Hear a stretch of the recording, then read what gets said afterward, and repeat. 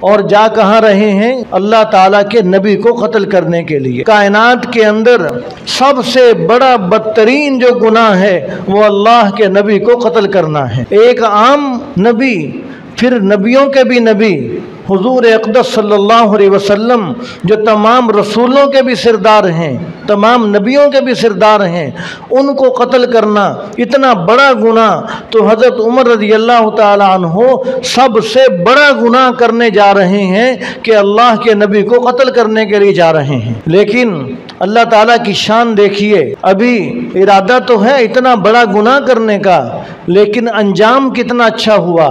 آج ہم چھوٹی چھوٹی بات پر کسی کے اندر ہم تھوڑی سی برائی دیکھ لیں، ہم سارا دن اس کی بدخوئیاں کرتے رہتے ہیں، اس کو برے لفظوں میں یاد کرتے رہتے ہیں، ہم بالکل اس کو معافی دینے کے لیے تیار نہیں ہوتے۔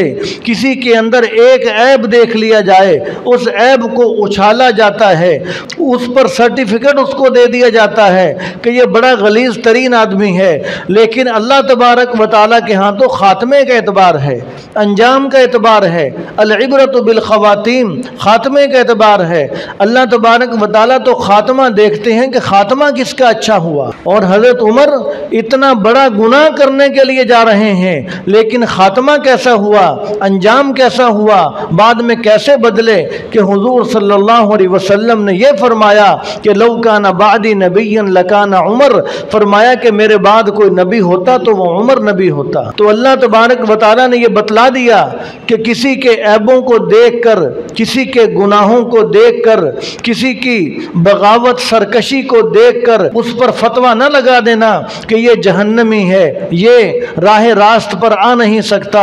اللہ تبارک و تعالیٰ تو بڑے بڑے گمراہوں کو بھی ہدایت دینے پر قادر ہیں۔ حضرت عمر رضی اللہ تعالی عنہ، اس سے بڑی گمراہی اور کیا ہو سکتی ہے کہ اللہ کے نبی کو قتل کرنے کے لیے جا رہے ہیں۔ اللہ تبارک و تعالیٰ نے ان کے سینے کو ایمان کے نور سے منور فرما دیا۔ يا أيها الذين آمنوا اتقوا الله وكونوا مع الصادقين